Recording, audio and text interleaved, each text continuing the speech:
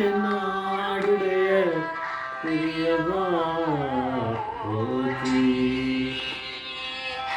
பெரியவா போற்றி, பெரியவா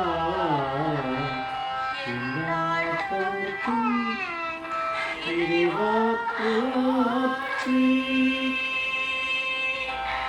இறைவா போற்றி, இறைவா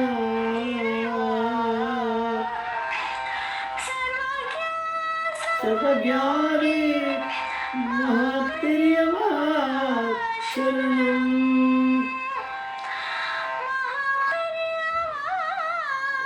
சரணம் சர்வவ்யாபி மகாபெரியவா சரணம், மாய பிறப்பெருக்கும் மகாபெரியவா போற்றி, மாய பிறப்பருக்கும் மகாபெரியவா போற்றி.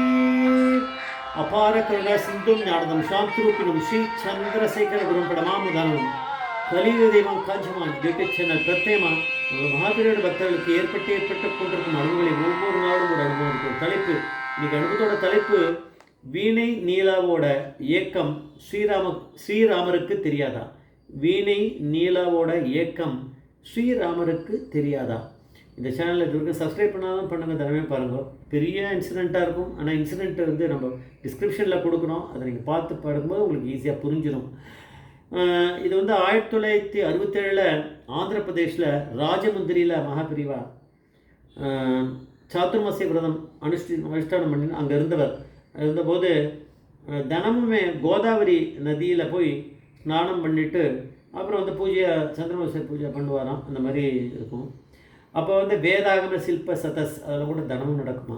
அந்த சமயம் வந்து மகாபிரியோடைய அத்தியந்த பக்தையான வீணை நீலாங்கிறவா, வீணை நீலானா வீணை வாசிக்கிறவா வந்திருக்கா. அந்த வீணை நீலா வந்து தியாகராஜ சுவாமிகள் திருவையார் அந்த சங்கீத மும்மூர்த்திகள் அவ சிஷ்ய பரம்பரையில் வந்தவரோட வழியில் வந்தவோ அந்த இதில். அப்படின்னா எப்பேற்பட்ட ஒரு வீணை வாத்தியம் இருக்கும்.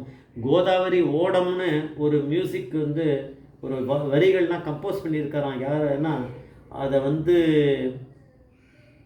இதை நம்ம மகாபிரியோருடைய இவர் வந்து கலவை பிரிவான்னு சொல்கிற கலவை அவருக்கு மகாபிரியாவுக்கு மேலே இருக்க குரு அவரை பற்றியே யாரோ வந்து எழுதினதான் அந்த பாட்டு டியூன் பண்ணி அதை வந்து இவ வாசிப்பாலாம். பிரிவாளுக்கு ரொம்ப பிடிக்குமா, அதை வாசிப்பா அப்படின்றா. அந்த இதும்போது நிச்சயமாக அந்த ஓடை இது வந்து கோதாவரி ஓடம் அப்படிங்கிற அந்த மியூசிக் வந்து அந்த அந்த ஒரு உருப்படி வந்து எப்படியும் வாசிப்பாளாம் வீணை நீலா. பாடிகிட்டே வேறு வாசிப்பாளாம். இதெல்லாம் பெரியவாளுக்கு ரொம்ப பிடிச்சது அப்படின்னு. அப்போ வந்து சாத்துர்மாசியம் விரதம் முடிஞ்சு பெரியவா வந்து பத்ராச்சலம் போகணும்னு ராமர் கோவில் அப்போ கும்பாபிஷேகம் இருக்கு போல இருக்குது, அது போக போகிறாருன்ற மாதிரியான ஒரு நியூஸ் வந்துடுது. அது இவளுக்கு தெரிஞ்சிருது. நம்மளும் போய் பெரியவா கூடயே போய் கும்பாபிஷேகத்தை பார்த்து ராமர் தரிசனம் பண்ணலாம் அப்படின்னு ரொம்ப கணக்கு போட்டிருந்த போது திடீர்னு இவளுக்கு ஊர்லேருந்து ஒரு கால் வந்துடுது. வேணி நிலாக்கடி உடனே வந்துடும். அங்கே என்ன பிரச்சனையே தெரியாது. அவளுக்கு வயசான ஒரு மாமியார் கூட இருக்காளாம். அவளுக்கு என்ன பிரச்சனையோ இன்னும் தெரியல. அதனால் அவள் கிளம்பி போகிற மாதிரி வந்துடுது. சரி என்ன பண்ணுறது, அவளுக்கு நிறைய ஃப்ரெண்ட்ஸ் இங்கே இருக்கா போல இருக்கு, இங்கே கூட வந்திருக்காவா பத்ராச்சலத்தில். அவள்லாம் வந்து இவளை பஸ்ஸில் ஏற்றி விடுறதுக்காக திருப்பி போனோமே மெட்ராஸ் கிளம்பி போகிறாள். அவள்லாம் வெளில வந்திருந்த போது வெளில சொன்னாலாம் அவள் அங்கேயே நின்றுட்டு அந்த வீணை நீலாக்கு எவ்வளோ பக்தின்னு நம்ம பார்த்தா அதுலேருந்து நம்ம கொஞ்சம் தெரிஞ்சுக்கணும். அங்கேருந்து உறக்க கத்தி ராமர்கிட்ட வேண்டினா இருந்தால் பெரியவா கிட்ட வேண்டினா நான் ரெண்டுமே ஒன்று தான். ஸ்ரீராமா மகா பெரியவா கூட வந்து உன்னை தரிசனம் பண்ணிட்டு இருக்கலாம்னு நினச்சேன், அது முடியலையே அப்படின்னு உறக்க கத்தினாலாம். அப்போ பக்கத்தில் இருந்த நீலாவோட சில ஃப்ரெண்ட்ஸ்லாம் சொன்னாலாம், அவள் காதில் விழுந்துருது. நீலா, நீ இங்கேருந்து கத்தி பேசினேன்னா ராமருக்கு எங்காவது காதில் விழுவோம், யாராவது ராமர்கிட்ட போய் சொல்லுவாடா அப்படின்லாம் அவெல்லாம் ஜோக் அடிக்கிற மாதிரி சொல்லி சிரிச்சிருக்கா கை தட்டி. ஒருவேளை நீ இப்படி பேசுகிறத வச்சு யாராவது பெரியவா கூட நீ பத்ராச்சலம் போகிற மாதிரி ஏற்பாடு பண்ணுவாளா அப்படின்னு சிரிச்சிருக்கா. அதுக்கு அவளால் நம்ம பதில் சொல்ல முடியும், அழதான் முடியும். இது ஜோக்கானான்னு பின்னாடி தான் தெரியும். நீலா கிளம்பி மெட்ராஸ் போயிட்டா. 15 நாள் ஆகிடுத்தான். அங்கே என்ன ஜோலியோ அவளுக்கு அதை முடித்த உடனே அப்போது எல்லாமே பெரியவாவுடைய அனுகிரகம் இருந்தால் தான் நடக்கும். எந்த மாமியாருக்காக அவள் வந்திருப்பாளோ தெரியாது. அதான் இருக்கலாம்னு நான் நினைக்கிறேன். அதை சொல்லலை அந்த இதில் அனுபவத்தில்.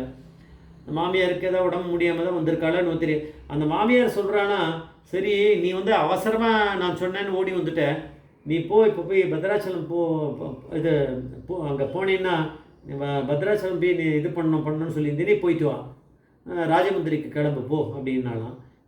மாமியார் சரி இதுவும் ஒரு நல்ல விஷயமா தெரியுது, எதுக்கும் போகலாம் அப்படின்ட்டு உடனே ட்ரெயின் பிடிச்சி கிளம்பி ராஜமுந்திரி போனால், அப்போ பெரியவா வந்து ஒரிஜினல் பிளான் படி பார்த்தா இப்போது 15 நாள் ஆகிடுத்து. நிச்சயமாக அங்கே வந்து கும்பாபிஷேகம் பத்ராச்சலத்தில் முடிஞ்சிருக்கணும், நிச்சயமாக முடிஞ்சிருக்கணும். ஆனால் ஒரு சந்தேகத்தில் தான் யாரையும் கேட்டுக்கலாம் இல்லை மடத்தில். நேராக போய் அந்த ராஜமுந்திரி போனான்னா ஒரு அங்கேருந்து ஒரு படகுல கிளம்பி பத்ராச்சலம் போனோம் போல இருக்குது எல்லாரும். அது வழியாக ஆற்று வழியாக தான் ஆறு, அது ரிவர் ஓடுறது, அதில் தான் போகணும். பெரியவா வந்து ஒரு படகுல ஏறின்னு இருக்கா. கூட சிஷ்யர் 1-2 பேர், அவ்வளோதான். மற்ற பேர் வேறு வேத கோஷ்டிகள் மட்டும் கொஞ்சம் பேர், வேறு யாருமே இல்லை. மற்ற பேருக்கெல்லாம் படகு வேறு கிளம்புறது. ஒன்று வீணையிலாக போய் கரெக்டாக அவன் நிற்கிறா. பெரியவா அங்கேருந்து பார்த்து வந்துட்டாங்க. இப்போதான் வரவழைச்சிருக்காரு. அதனால் அதுக்கப்புறம் இவர் வந்து கிளம்பி வேறு படகுல போகிறா. பெரியவா அங்கே போய் சேர்ந்து போகும்போது கரெக்டாக கூட போயிட்டா. அப்போ பெரியவா வந்து உள்ள ஒரு ராமர் சந்நிதி உள்ளே போய் உட்காந்துட்டாராம்.